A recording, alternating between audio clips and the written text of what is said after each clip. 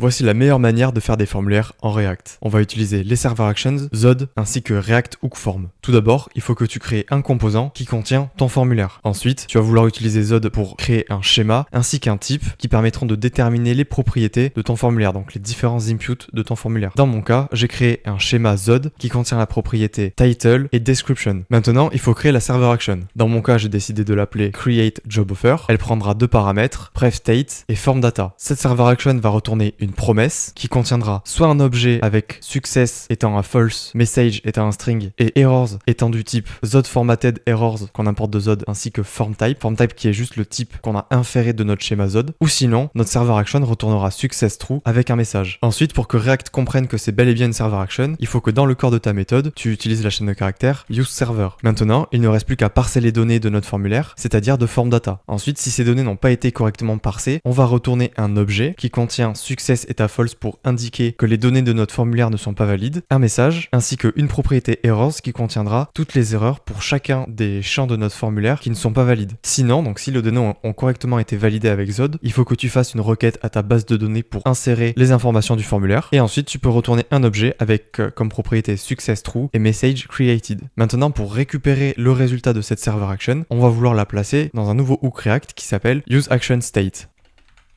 Il ne nous reste plus qu'à placer le deuxième argument que nous retourne ce hook dans la propriété action de notre formulaire.